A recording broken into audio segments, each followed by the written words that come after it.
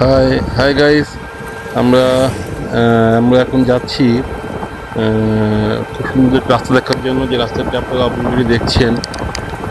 এই রাস্তাটি আপনাদের বলতে হবে প্রথমে এই রাস্তাটি কোথায়।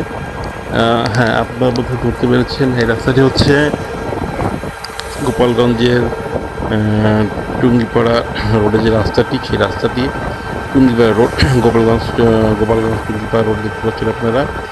বিশেষ করে যদি ভালো করে বলি, ঘোনাপাড়া টুঙ্গিপাড়া রোড, যে রোডটি কে আমার মনে হয় যে রোডটি বাংলাদেশের বিখ্যাত দু তিনটি রোডের ভিতরে একটি। রোডটি এত সুন্দর, এত চমৎকার যে আসলে আপনাদেরকে না দেখে আমি পারলাম না। তো আপনারা দেখতে পাচ্ছেন রোডটিকে আমি দিতে চেষ্টা করছিলাম যে সুন্দর করে আপনাদেরকে দেখানোর জন্য, এবং সেই জন্য আজকে আমি যাচ্ছি টুঙ্গিপাড়ায়। তাই মল্লিকের মাঠ এলাকায়। তো সেই জন্য আমি একটি ভ্যান নিলাম, ভ্যানে করে গেলে হয়তো রোডটি আপনাদেরকে একটু সুন্দরভাবে দেখাতে পারবো। সেই জন্য আমি ভ্যানে উঠে যাচ্ছি। আপনারা দেখতে পাচ্ছেন যে রাস্তার দুই সাইডে দুটি লেন আছে, যে লেন দিয়ে ভ্যান, ইজি বাইক এবং অন্য অন্য ছোটো পরিবহনগুলো চলে, এবং মাঝখানে যে রোডটি দেখছেন এই রোডটি বেশ বড় এবং খুব সুন্দর, যে রোড দিয়ে বড় বড় বাস, ট্রাক এইগুলো চলে।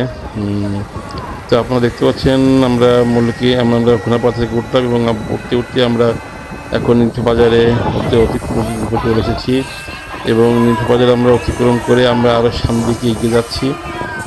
তো আপনারা দেখছেন যে সুন্দরভাবে আমাদের ভ্যানারা চলছে, এবং ভ্যানের গতিটা অনেক বেশি। কারণ সে হয়তো অন্য কোনো টিপ নেওয়ার উদ্দেশ্যে খালি ভ্যান নিয়ে যাচ্ছিল, এবং সেখানে আমি উঠে পড়লাম, কারণ আমার উদ্দেশ্য ছিল সুন্দর রাস্তাটি আপনাদেরকে খুব ভালো দেখানোর জন্য। তো আমরা যাওয়ার সময় আসলে আজকে শুক্রবার তেমন একটি ভিড় নেই কোথাও। তো মাঝে মাঝে দু একটি গাড়ি যাচ্ছে, বাস গাড়ি, এবং কিছু সামান্য ইজি বাইক এবং মোটরসাইকেল দেখতে পাচ্ছি। আসলে ভালোভাবে বললে বলা যায় যে এই রাস্তা দিয়ে ঢাকা থেকে দক্ষিণবঙ্গের যে বড় বড় গাড়িগুলো, জেলাগুলো আছে, যেমন বরিশাল, পিরোজপুর, ঝালকাঠি এবং বরগুনা, পটুয়াখালী পর্যন্ত গাড়ি এই রাস্তা দিয়ে যায়। তা আপনারা দেখতে পাচ্ছেন আমরা মেইন রোড থেকে ছেড়ে আমরা এখন সাইড রোডে এসে পড়লাম, যে রোড দিয়ে আসলে ছোটো ছোটো গাড়িগুলো এবং ছোটো ছোটো পরিবহনগুলো চলাফেরা করে, আমরা সেই রুটে চলে আসলাম। এবং আমি মাঝে মাঝে চেষ্টা করছি আপনাদেরকে রাস্তার দুই সাইড দেখানোর জন্য। দেখতে পাচ্ছি আপনারা দুই সাইডে সবুজের সমারোহ, খুব সুন্দর সবুজ গাছপালায় ভরা, এবং কিছু কিছু কোনো জায়গায় আছে দুই সাইডেই সুন্দর বিল মাঠ, যেখানে সোনালি, যেখানে আপনার সবুজ রঙের ধান বয়ে যাচ্ছে। আপনারা দেখতে পাচ্ছেন মাঝে মাঝে সুন্দর একটি গাড়ি, বাস গাড়ি যাচ্ছে, যে বাস গাড়িগুলো আসলে পিরোজপুর এবং সহ দক্ষিণবঙ্গের বিভিন্ন জেলায় এই পথ দিয়ে যায়।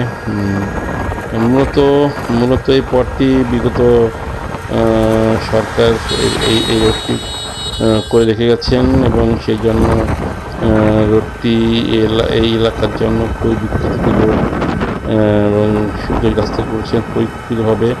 দেখতে পাচ্ছেন আপনার মাঝখান দিয়ে যে আইল্যান্ডটি আছে, এখানের ভিতরে ঝাউ গাছ লাগানো হয়েছে, এবং ঝাউ গাছগুলো রক্ষণাবেক্ষণ করার জন্য জেলা প্রশাসনের পক্ষ থেকে লোক নিয়োগ করা আছে, এবং তারা প্রতিনিয়ত গাছগুলোর যত্ন নেয়, গাছগুলোকে পরিচর্যা করে, পানি দেয়, সার দেয়, এবং অন্য অন্য অনেক সুযোগ সুবিধা গাছগুলোকে তারা দিয়ে থাকে, এবং সেই জন্য গাছগুলা এত সুন্দর হৃষ্টপুষ্ট হয়ে আছে। এবং আপনারা দেখতে পাচ্ছেন যে রাস্তার দুই সাইড দিয়ে লাইট পোস্ট বসানো আছে, এবং মাঝে মাঝে এখানে লাইটও বসানো আছে, যেগুলা রাত্রে চলাচলের জন্য খুবই উপযোগী। আপনারা দেখতে পাচ্ছেন সুন্দর একটি রাস্তা।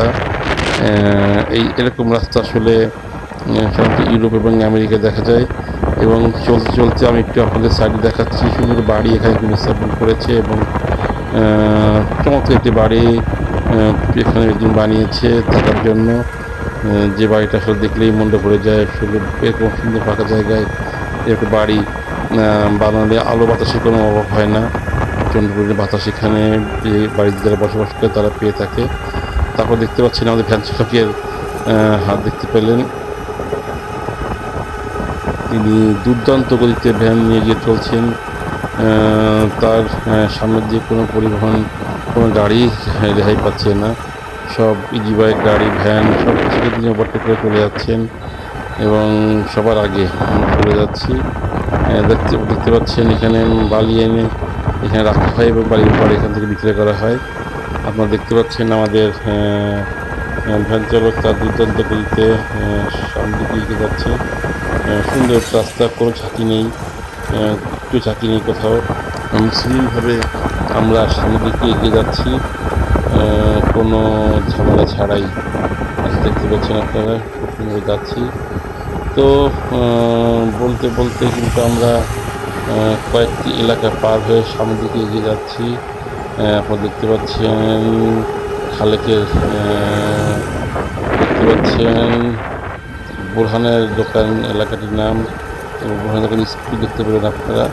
এবং এর সামনে আমরা দেখতে চলে যাব যে খুব নাম করা এলাকার নাম করা স্থান, সেটা হচ্ছে সিংড়িপাড়া গোল চত্বর। সিংড়িপাড়া গোল চত্বরটা কিন্তু খুবই নাম করা একটি স্থান, যে স্থানটিতে আমরা এখন অতিক্রম করে চলে যাব সামনের দিকে। আপনারা দেখতে পাচ্ছেন মার্কেট করা হয়েছিল বিগত সরকারের আমলে, কিন্তু এখন মার্কেটগুলোয় সংখ্যা নিরাপত্তা শান্ত কোলাহল নেই। কিন্তু মার্কেট যদি তখন চালু হতো তাহলে এলাকাতে অনেক মুখ থাকতো।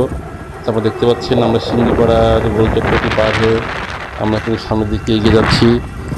কোনো কিছুকে তোয়াক্কা আমরা করছি না, আমরা কোনো কিছুকে তোয়াক্কা না করে সামনের দিকে আমরা এগিয়ে যাচ্ছি। দেখতে পাচ্ছেন আমরা এখন সিংড়িপাড়া থেকে অতিক্রম করে আমরা এখন যাচ্ছি আমাদের সেই গন্তব্যস্থান মল্লিকের মাঠ এলাকায়। যাদের বাড়ি এখানে আছে বা যাদের বাড়ি গোপালগঞ্জ বা তার আশেপাশে, তারা কিন্তু এই মল্লিকের মাঠ এলাকাটি সবাই চেনেন, সবাই জানেন এবং সবাই এটাকে এই মোড়টাকে সব অনুসরণ করেন, কারণ এই মোড়টি কিন্তু একদিক থেকে খুব বিখ্যাত একটি মোড়। এখানে কিন্তু অনেক কিছু পাওয়া যায়। আপনারা দেখতে পাচ্ছেন ইতিমধ্যে আমরা একটি তরমুজের ভ্যান অতিক্রম করলাম।